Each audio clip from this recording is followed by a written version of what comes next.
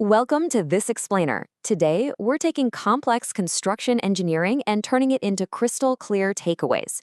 Because honestly, don't you want to know exactly what's holding the building you're sitting in right now together? Let's get into it. So, we've got to start with this incredibly counterintuitive question that sits at the foundation of literally every modern city on Earth. You've probably seen it a million times walking past a construction site. Those massive, dense grids of steel bars being laid down and tied together before the liquid concrete is poured over them. But why? Think about it. If concrete cures into a substance that's basically as hard as solid rock, why in the world are we spending billions of dollars burying metal inside of it? The answer is pretty wild. Well, the secret lies in a massive physics problem. Concrete can hold immense weight under compression. It is absolutely fantastic at carrying crushing downward force.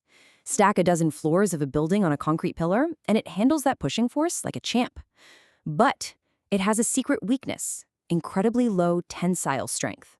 When concrete is pulled, stretched, or experiences bending forces, like from heavy winds or shifting ground, it just fails. It completely lacks a flexible spine. Think of it like a piece of chalk.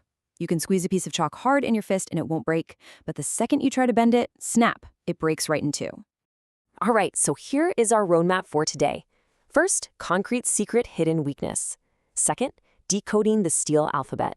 Third, the steel grade breakdown. Fourth, the ductility defense. And finally, choosing the right steel. Section 1. Concrete's secret hidden weakness. The hidden flaw. Let's dive deeper into that fundamental flaw of concrete we just talked about and see exactly how steel swoops in as the ultimate structural hero. To make up for concrete's absolute inability to handle tension, engineers cast rebar, which is just short for reinforcing bar, directly into it. This creates what we call reinforced concrete. The ribbed, textured surface of the steel actually physically grips the concrete as it dries, and that transfers the stretching and pulling loads directly into the metal framework. But get this, there is a truly fascinating natural synergy here that makes the whole shebang work. Steel and concrete actually share a nearly identical coefficient of thermal expansion. This means as the temperature outside radically changes, from deep freezing winter frosts to scorching summer heat waves, they expand and contract together at the exact same rate. If they didn't, the building would literally tear itself apart from the inside out when the seasons changed. Crazy, right? Section 2. Decoding the steel alphabet, reading the code. Now let's see how this physics translates into the specific alphanumeric code stamped on the steel you see at any construction site. Consider this your universal decoder ring. When you see a bar of steel stamped with a code like FE500, it's not just some random factory product number. Fe is simply the scientific symbol for elemental iron on the periodic table, which tells us the base material. The number that follows, though, that is incredibly important. It's the exact breaking point of pressure the steel can handle before permanently bending, which is known as its yield strength. So, 500 means the steel can withstand 500 megapascals of pressure. To put that into perspective for you, 500 megapascals is over 72,000 pounds of force per square inch. That is an immense amount of strength concentrated into a relatively tiny bar. And these exact yield strengths aren't just arbitrary guidelines or loose suggestions. They're strictly regulated by national and international codes, like the IS 1786 standard. This dictates the exact chemical composition, the permissible carbon content, and the precise yield strength testing required at the foundry to ensure absolute structural integrity. This guarantees that when an architectural engineer calculates a load for an apartment block, the steel actually performs exactly as promised, meaning, your roof stays exactly where it should, day in and day out. Section 3, the steel grade breakdown, strength in numbers. The absolutely crucial point here is knowing which specific grade of steel belongs in which type of building. Let's track the evolution of strength and see exactly how these materials step up for different tasks.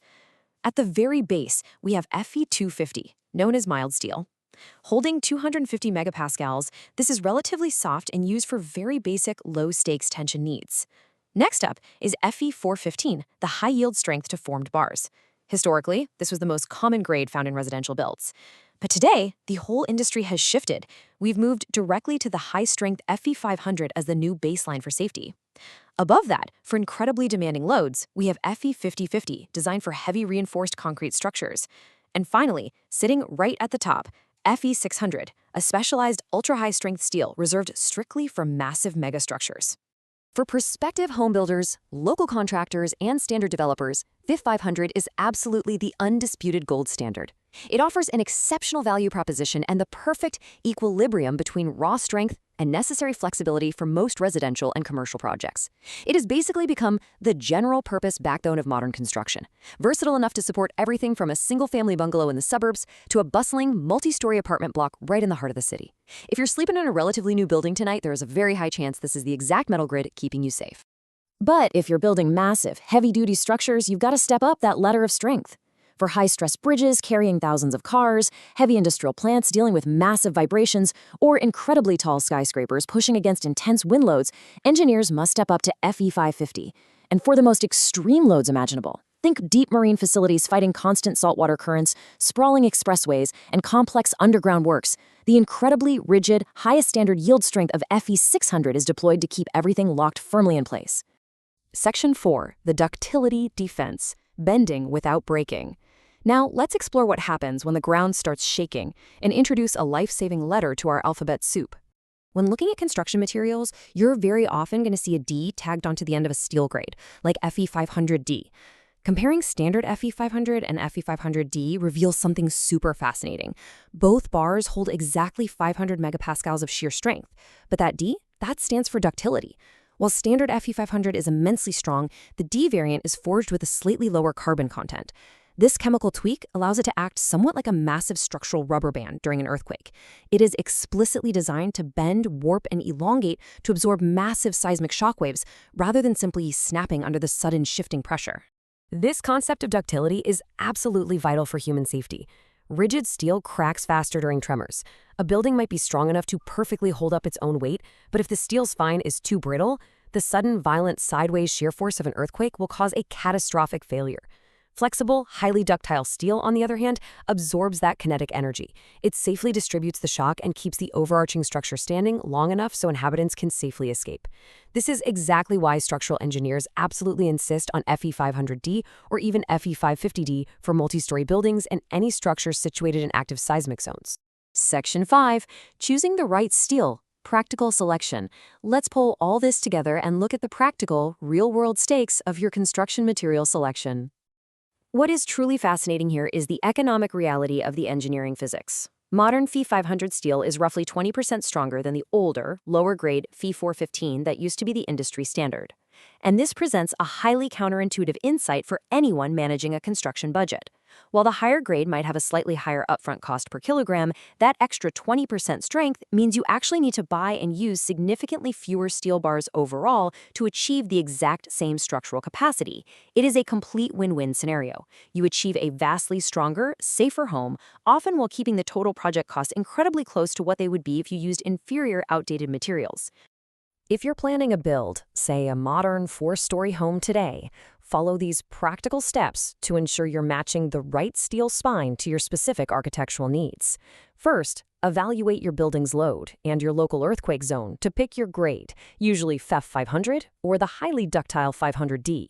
Second, work directly with your structural engineer to determine the exact bar diameters required, which typically range from thinner 8mm bars for lighter roof loads all the way up to massive 32mm bars for heavy load-bearing columns.